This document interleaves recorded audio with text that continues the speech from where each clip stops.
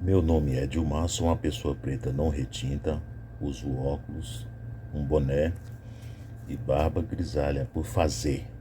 Vamos falar um breve contexto histórico da diversidade pelo mundo e no Brasil atual. No contexto brasileiro, o negro é proibido de estudar por decreto de lei de 1837. É, a diversidade tem em seu histórico um local de os diferentes indesejados, os, os dissidentes, né? Conhecido como corpos dissidentes. As primeiras vítimas das deficiências foram as pessoas negras escravizadas, de acordo com um decreto de Dom João V, de março de 1741. Os mutilamentos eram tortura no pelourinho, chibatada só nas costas, cortar a orelha, cortar o tendão de Aquiles, amputar seios, extração de olhos, dentes, entre outras torturas. Ao longo da história, as pessoas exóticas eram consideradas aptas para trabalhar no circo, pessoas com nanismo. Sarah Bachman vai ser uma pessoa da África do Sul que vai ser usada na Europa para a alegria daquela sociedade da época, pelo seu biotipo corporal. Ela era do povo Khoikhoi, na África do Sul.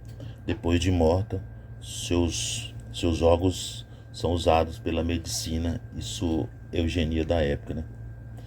Outro caso importante, Jacinta Maria de Santana era mulher negra de São Paulo que passa mal e vai para um hospital. Aí o médico Amanso de Carvalho a embalsama e leva para a escola de medicina da USP, onde ela é ridicularizada depois de morta, e os alunos daquela instituição a ridicularizavam, né? Outro lugar, depósito de indesejado, eram os manicômios. Mandar para Barbacena era uma expressão comum na época. O manicômio de Barbacena, situado na dita cidade de Minas Gerais, foi relatado pela escritora Daniela Arbex. O livro retrata o horror do hospício de Barbacena, que vai depois desmontado pelo processo de luta antimanicomial. Personalidades negras em suas artes denunciam esses manicômios e o depósito de indesejado, onde pessoas que caíam em desgraça política, estava no centro de Belo Horizonte, perdia o horário de ir embora, era mandada de trem direto para o manicômio. Personalidades negras que foram internadas em manicômios e denunciaram em suas artes as situações degradantes. Arthur Bispo do Rosário foi um artista plástico que teve esquizofrenia e vai denunciar isso em sua arte. Lima Barreto, um escritor carioca, denuncia em um de seus livros, Diário do Hospício, como um depósito de mortos-vivos. Juliano Moreira é um médico africano brasileiro, um dos pioneiros da psiquiatria e da psicanálise no país. Estela do Patrocínio foi uma mulher negra carioca, testemunha do que ele chamava de internação compulsória. Ela saiu de casa um belo dia e levaram ela para o internato. Outra questão, ela foi uma poeta postumamente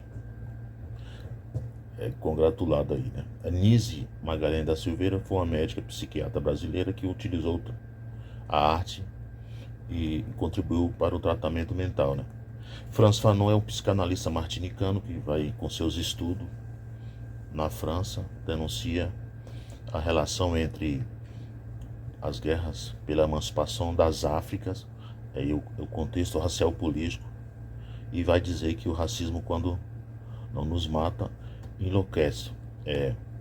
Meu convidado para essa questão é o professor Wilton Santos, trabalha na educação básica do DF.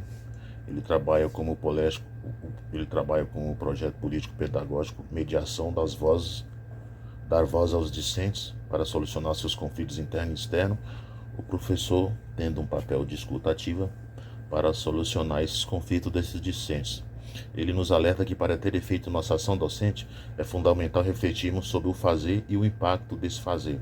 É importante atentarmos para as mutações e artimanhas que as intolerâncias, racismo, hostilidades, preconceitos, desumanizações recebem para se perpetuarem na atualidade. Uma curiosidade: de 1886 até 1981, como era chamado as pessoas que tinham algum transtorno ou deficiência? Idiota, imbecil, deficiente mental, subanormal grave, o educável, inadaptado, limitado fisicamente, psicopata, hipoacústico, delicado, subanormal educável grave, amblíope, hipoacústico, subanormal educável leve ou moderado, disléxico, delicado, tem defeito de fala, criança com dificuldade de aprendizagem leve ou moderado. O Brasil é um dos países que tem uma das melhores legislações para as pessoas com deficiência e seus espectros, mas a legislação ela está distante da inclusão efetiva.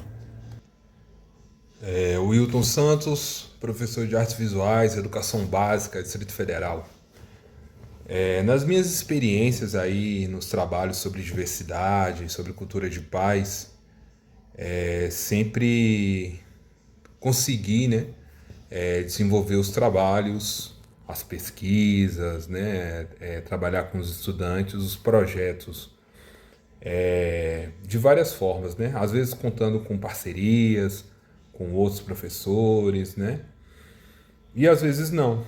Às vezes você precisa encarar, fazer esses desafios meio que só, né? Até porque muitas vezes a gente lida, né, com pessoas que são mais dadas aí ao senso comum, e enfim, não conseguem fazer uma reflexão sobre a importância de determinados temas dentro de uma escola. Felizmente, atualmente, né, tenho conseguido desenvolver os trabalhos aí junto com outros professores, né, as informações chegam, as pessoas têm se formado e informado melhor, tem acúmulo literário e tal, então tem sido possível trabalhar aí essas pautas, né, pautas que tratam da diversidade. E um dos projetos que trabalhamos hoje, né, em escola é o projeto de resolução de conflitos, né? É um projeto de mediação, né, onde você dá voz aos estudantes, né, para que eles consigam ali resolver seus problemas, suas tensões, né, as suas questões, né, o incômodo com a escola, com professores, com colegas.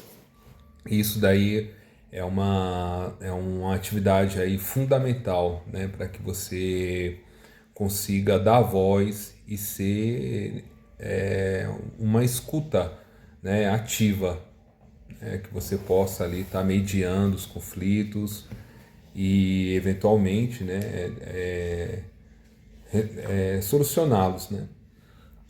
Então, assim, eu penso que o trabalho docente, ele passa muito por isso, né? Você tem que ouvir a sua comunidade, você tem que ouvir seus estudantes, né? Conseguir detectar as demandas, né? E tudo isso é necessário tempo, é necessário que às vezes você dê uma pausa no seu conteúdo, nas suas atividades, para que você faça esse tipo de intervenção, né? É muito bonito fazer projetos, né, sobre o Abril Indígena, sobre o Novembro Negro, né, da consciência negra, mas é necessário principalmente a reflexão, né, sobre o que está fazendo, né? Que essas atividades, esses projetos, eles tenham ali fundamento, né, que eles sejam importantes e façam sim, né, os nossos estudantes refletirem, pensarem, falarem, se comunicarem, né, diante desses projetos. Uma das coisas que para os educadores, educadoras, é muito importante se apropriar, né, do projeto político-pedagógico, né, que é um documento muito importante, é um documento que é construído coletivamente, e lá é o momento, né, de nós, educadores, que estamos aí